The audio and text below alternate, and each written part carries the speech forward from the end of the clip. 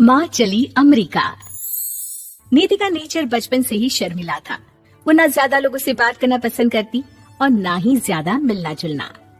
निधि, ये पैसे ले जरा और बाजार से चीनी तो ले आ। नहीं माँ, मैं नहीं जाऊंगी, मुझे शर्म आती है, आप ही चले जाओ ना। अरे पता नहीं क्या करेगी ये लड़की। जीवन में कभी कुछ किया ही नहीं सिवाय पढ़ाई और घर के कामों के। इसकी शादी भी आसपास ही कहीं करवा दो, दूर जाकर इसका गुजारा कैसे होगा। निधि सुनती सबकी, समझती भी, लेकिन चुप करके रह जाती। एक दिन पिता के दोस्त अपने परिवार के साथ निधि के घर खाने पर आते हैं। उनकी बेटी बहुत ही स्मार्ट होती है। निधि बेटा, वीणा के साथ बात करो। देखो, अंकल की बेटी भी आई है उनके साथ। निधि वीणा के साथ वहीं बैठ जाती है। चलो ना अंदर चलते हैं, यहाँ कहाँ बड़े लोगों के बीच बैठे। निधि माँ की तरफ देखती है और अंदर चली जाती है। वैसे मैंने ना अपना चैनल खोला है, तुम सब्सक्राइब करना उसमें। मैं ना ब्यूटी और फैशन की बात करती हूँ। ये देखो। ओह, इतने सारे लोगों के सामने तुम कैसे इतना बोल लेती हो? मुझे तो बहुत शर्म आती है। अरे शर्म कैसी? खैर, सीधी सादी सी निधि। उसकी शादी हो जाती है राकेश से। राकेश एक स्मार्ट लड़का था, उसे घूमना फिरना पसंद था, लेकिन निधि का शर्मिला व्यवहार वो समझ जाता है। अरे निधि, घर से बाहर क्यों नहीं निकलती? लोगों से मिला जुला करो, तभी तो पता चलेगा ना कि दुनिया कैसी है। क्या करना है पता करके? शादी से पहले पापा और अब आप। ठीक है ना, मुझे ज्यादा दुनियादारी में नहीं पड़ना। निधि की जिंदगी ठीक ठाक चल रही थी। उसके 2 लड़के होते हैं, दोनों को वो पढ़ाती लिखाती, उनका ख्याल रखती। निधि, 25 साल हो गए शादी को, दोनों बच्चे सेटल हैं। हम लोगों ने शहर में 2 मकान भी ले लिए। दोनों की शादी खुद का पता ही नहीं चला कैसे उड़ गया। हाँ, ये तो है। मैं खुश हूँ, जिम्मेदारियाँ आती रही, मैं निभाती रही, और क्या चाहिए। देखो, मैंने सोचा है कि अब हम लोग अमेरिका जाकर रहेंगे। यहाँ की जिंदगी तो जी ली। वैसे मुझे वहाँ बहुत अच्छी नौकरी मिल रही है। मैं कैसे चलूंगी? मुझे वहाँ का कुछ नहीं पता। आप तो जानते हैं ना कि मैं घर से बाहर ही कम निकलती हूँ। अरे तो क्या हुआ, वहाँ भी घर में ही रहना है ना, मैं हूँ ना, नौकरी करूँगा। निधि मान जाती है और पति के साथ अमेरिका चली जाती है। माँ, तुम्हारी बहू को बच्चा होने वाला है, तो क्या तुम 2 महीने के लिए यहाँ आ सकती हो? मुझे तुम्हारी बहुत जरूरत है, मैं टिकट भेज देता हूँ। हाँ हाँ, ये तो बहुत खुशी की बात है। मेरा भी मन सबसे मिलने का कर रहा था, पर क्या माँ पर? अब मैं आऊंगी कैसे? पापा से बात करती हूँ। देखो माँ, प्लीज बहाना मत बनाना। तुम जानती हो ना, इस वक्त में मैं किसी पर भरोसा नहीं कर सकता हूँ। निधि पति को सारी बात बताती है। क्या आप भी चलेंगे? निधि, आने जाने में बड़ा खर्च हो जाएगा, ऊपर से मुझे यहाँ छुट्टी नहीं मिलेगी। बहू पर वक्त ऐसा है कि तुमको तो जाना ही पड़ेगा।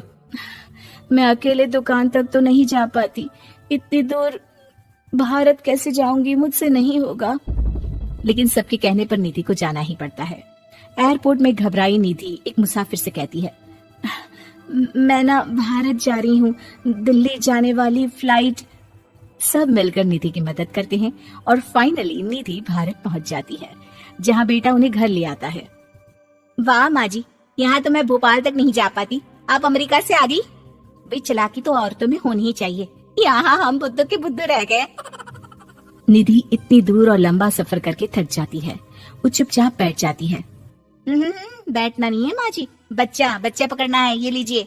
और हाँ, घर का काम तो मैं करूंगी नहीं, जानती है ना शरीर कच्चा सा है, तो मुन्ने को सुलाकर कुछ बना लीजिएगा। निधि को बहू का व्यवहार बहुत बुरा लगता है। जैसी भी थी, पिता और पति की हमेशा लाडली रही थी निधि। निधि बेटे की तरफ देखती है। माँ, वो काम वाली कोई मिल नहीं रही है ना, मैं देखने की कोशिश तो कर रहा हूँ। जैसे ही मिल जाएगी वो संभाल लेगी सारा काम। अरे कैसी बात कर रहे हो? जब पहले मैंने कहा था कि अमेरिका से इनके टिकट में जो पैसा खर्च कर रहे हो उतने में नौकरानी रख लो, तो नहीं, मेरी बात पर विश्वास नहीं था कि ना कोई मेरे बच्चे को अच्छे से नहीं संभालेगा। अब इनका भी खर्चा और नौकरानी का भी खर्चा। अरे ना जी ना, मैं नहीं संभाल सकती। निधि जैसे तैसे 2 महीने रहकर वापस अमेरिका चली जाती है, लेकिन वहां जाते ही जैसे राकेश उसे देखता है, उसके गले लग जाता है। ये क्या हालत बना रखी है निधि, कैसी लग रही हो? खाना नहीं खाती थी क्या? क्या हो गया? निधि पति से कुछ नहीं कहती, बस रोती ही चली जाती है। मैं नहीं चाहूंगी कभी भी भारत, आप मुझे हमेशा यहीं रखना अपने पास। राकेश बेटे को फोन करता है।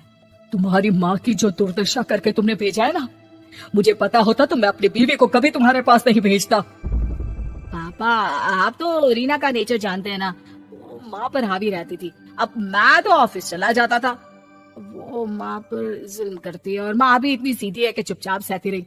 मुझे माफ कर दीजिए पिताजी। खैर, राकेश कहता भी क्या, प्यार दुलार के साथ अपनी निधि को संभालने में लग जाता है। लेकिन कहते ना, वक्त हमेशा एक सा नहीं रहता।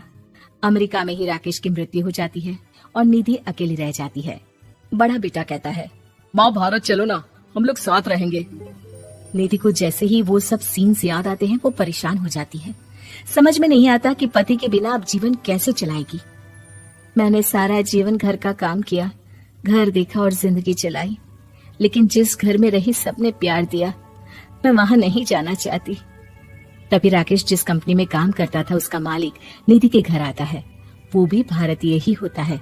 दीदी, राकेश ने आपके बारे में बताया था। जब से आप भारत से लौटी थी उसे आपकी बहुत चिंता रहती थी, इसलिए उसने मुझसे कहा था कि कभी अगर वो ना रहे तो मैं आपको ये पैसे दे दूं। और हाँ, हम लोगों की कंपनी में आपके लिए नौकरी भी है। निधि पति के पैसे देखकर मन में तसल्ली करती है और नौकरी के लिए हाँ कर देती है। अरे पागल है क्या माँ, कैसे नौकरी करोगी? ये अमेरिका है, दिल्ली नहीं। वहाँ तो तुम घर से निकल भी नहीं पाती थी, यहाँ कैसे? मेरे पति, मेरे पिता मुझे खुश देखना चाहते थे। वो लोग जब तक थे मुझे किसी चीज के लिए ना फोर्स किया, ना कभी कमी होने दी। पर अब मुझे जीवन जीने के लिए घर से निकलना ही होगा।